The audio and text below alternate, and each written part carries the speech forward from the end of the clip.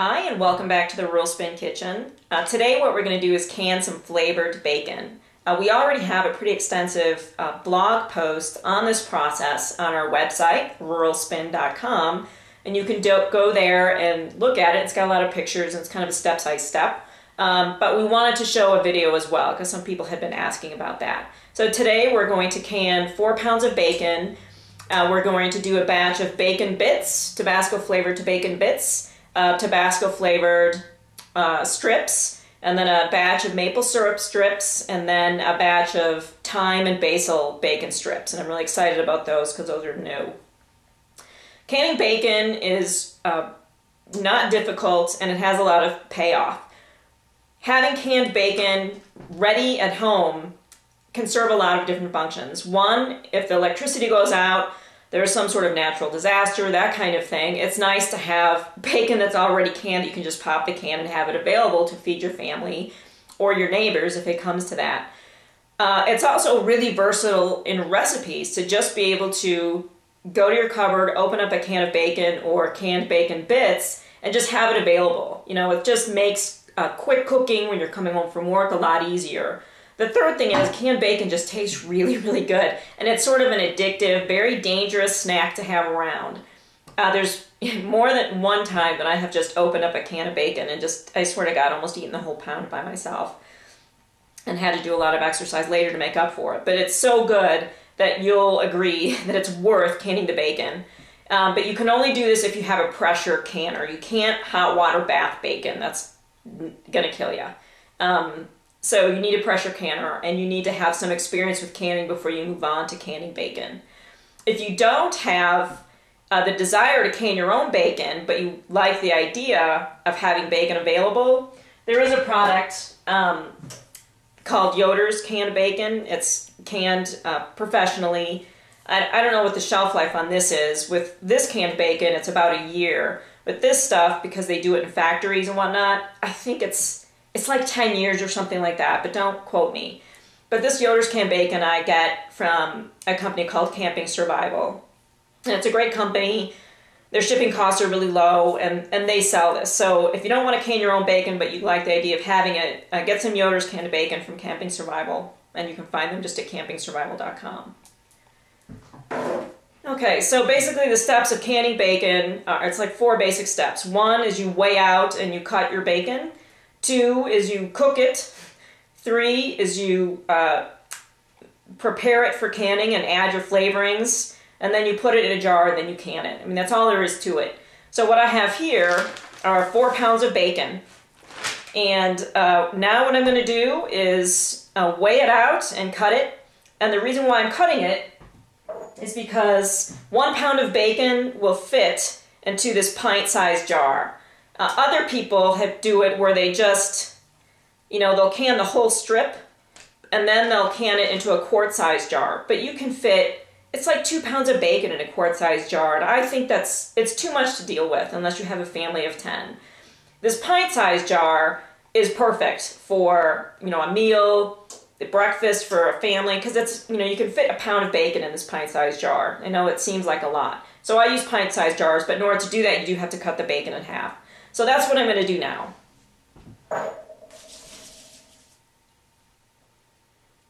So I have a postal scale here, and I'm just using it to measure out 1 pound of bacon that I have already cut in half using scissors.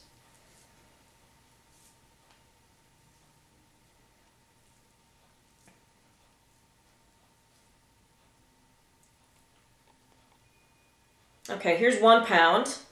So I'm going to put that aside. I'm going to weigh out another pound.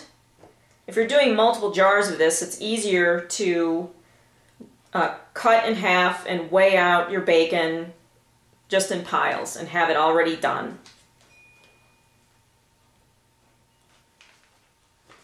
Okay, here's my 4 pounds of bacon that are laid out and cut in half and in 1 pound piles. So I can just kind of treat this like an assembly line. Now what I'm going to do is cook it. And I have done it where I cook it in a skillet.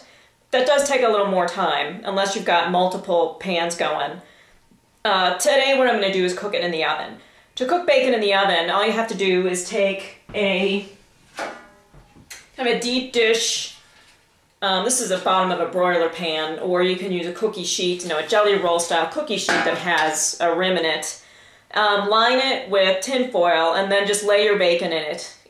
Put the oven at about 400 degrees, preheat it, and then stick your bacon in there for about 15 or 20 minutes. So that's what I'm going to do now.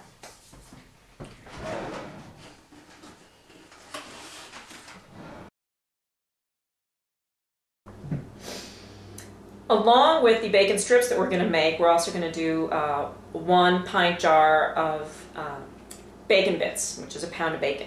And to do that, all you do, I use a this nice cast iron skillet that I have, and you just cut the bacon into pretty large slices, about a 1 inch by 1 inch kind of square there. I like to keep the pieces larger rather than smaller because they do shrink. And instead of cooking this in the oven, we'll just put it right in the skillet and cook it that way until it's done.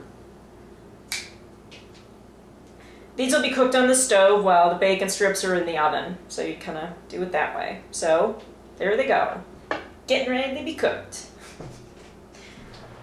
For the bacon bits, they were done cooking, so all I did was put them in a pint-sized jar like this. And you can see by looking at it that the pieces aren't too small, which is good. If you want to make them smaller, you can, but it's better just to leave them a little bigger. So with this batch, I want it to be like a Tabasco batch of bacon bits. So what I'm going to do is just take my Tabasco sauce here, which is great stuff, and just dump a bunch of it in there. And also, I am apparently in a peppery mood, so I'm also adding crushed red pepper. So I'm just going to sprinkle that on the top pretty liberally. I like hot food. If you don't like hot food, don't do this. I mean, there's no rule that says you have to do what I do. And I'm just going to take a spoon and just kind of mix it around a little bit, just to distribute the chili peppers a little bit more. But this kind of thing, it's awesome on salads. I mean, it's just great. And you need so little bacon because it has so much flavor the way you do it this way, that it's just a wonderful way to add some flavor to your food without adding a ton of extra calories, just to kind of get a bacon fix. So this will just, I'm probably going to add a little bit more bacon in here. There's not quite up to high where I want it. And then it'll go in the pressure canner with the rest of it. And the other bacon is still continue to cook. Got some of it done here, and it's just a process.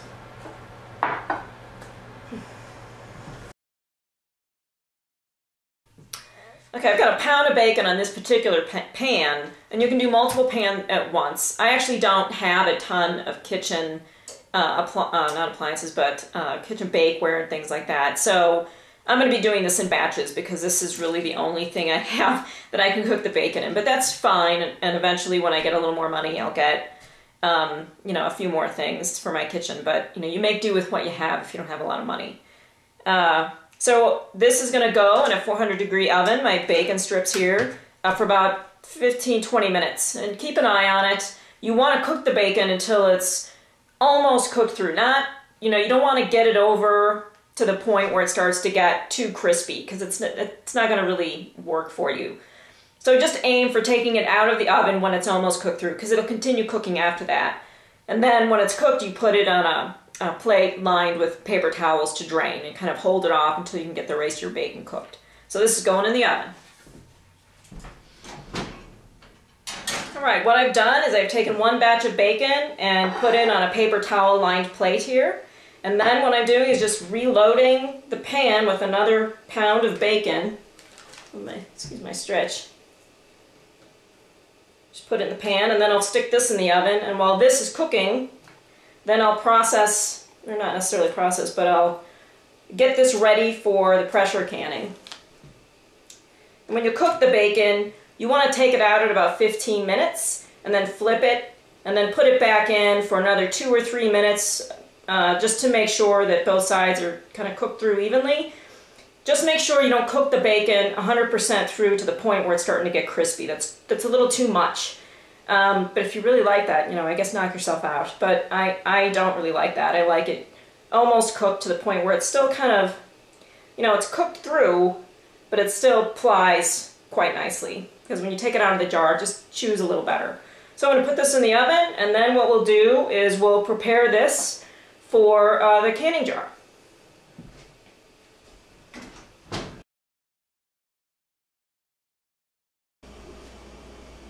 Alright, what we're going to do now is roll up our bacon for the jar. I've done a little bit of this beforehand. Here's the bacon bits that I showed you earlier. These are all ready to go. And then I jarred up a pint of the Tabasco strips, and I'll show you that process now, but this is all ready to go. And I also wanted to show you this beautiful jar of bacon fat that we harvested from the bacon that we fried. This is from 4 pounds of bacon. And so this is available for cooking. Don't waste anything. So I've got my 2 empty jars here, and 1 pound batches of cooked bacon that I cooked in the oven. I just separated the 1 pounds batches with paper towels to keep everything separate and soak up extra grease. So now what I'm going to do is take one 24-inch piece of parchment paper. You really need to use parchment paper for this. Any kind of other paper is not really going to work. And all you do is you just take your strips and you line them up. Now they don't really need to overlap. If they do a little bit, that's fine. There's nothing wrong with that. You just kind of line them up, and you want them centered on the parchment paper.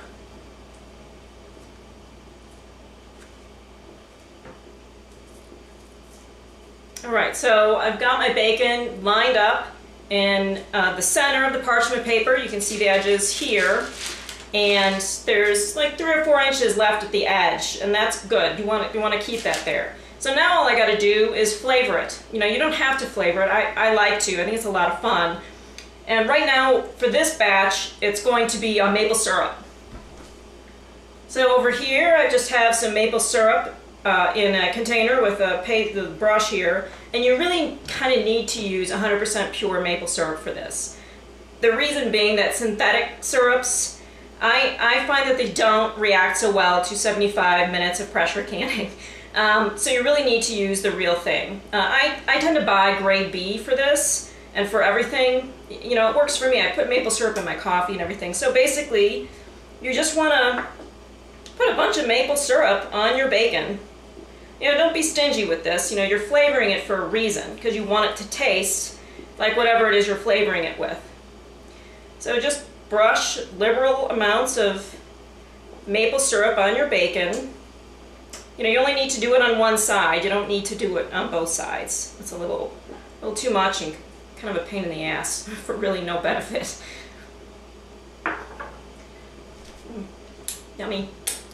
Now all you gotta do is wrap it up for the jar. So conveniently enough, when you cut bacon in half and you fry it, it pretty much takes up 1/3 of the sheet. So you just fold your parchment paper over completely, you know, and it works out perfectly. It's a perfect little package here. And then you just roll it. You know, you don't want to squeeze the bejesus out of your bacon. Bacon won't like that. You know, just kind of roll it up firmly but gently. You want it to be a nice tight roll because you are going to jam it into this jar, but it should fit into the jar fairly easily.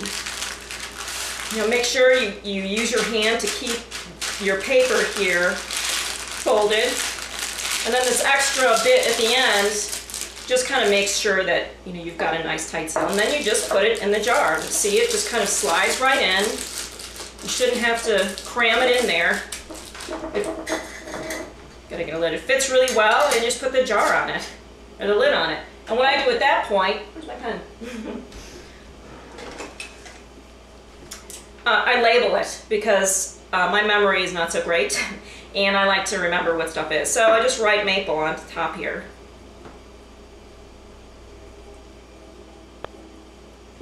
Alright, so now I have 4 jars of bacon ready for the pressure canner. I live at 5,000 feet. So when I do it and I pressure can it, it's 15 pounds of pressure for 75 minutes, which is the recommended time for canning strips of meat in pint jars, which is what these are. So I'll put these in the pressure canner and we'll come back in 75 minutes. And these are all going to a friend, so I'm not going to pop them open. I guess I should have planned ahead for that. But, you know, you can just see the jars coming out and then we'll sign off. Welcome back. It's a couple hours after I first put the bacon in the pressure canner. It's gone through its processing, everything's done. I've obviously taken it out of the pressure canner, which is what these 4 jars are here. After you take something out of a canner, you want to leave it sit undisturbed for a good 24 hours before you do anything with it. I mean, if you wanted to open this up right away and eat it, you could. You know, that's fine. But if you want to keep it, you do want to leave it sit because there's still pressurization issues kind of working on here, and you don't want to disturb that. So just leave it sit and leave it do its thing. 24 hours later, you come back and, you know, put it on the shelf and it's good for about a year. So that's it. You know, I hope you, if you are an experienced canner, that you do take the opportunity to can some bacon this way. I think you'll really like it as opposed to some of the raw pack bacon recipes that you may have seen. This way is great. You can do all different kinds of flavors and it's just a lot of fun. And it'll go like hotcakes, trust me. So that's it. So now I'm gonna do a little wardrobe change and I'm gonna go outside and build a chicken coop.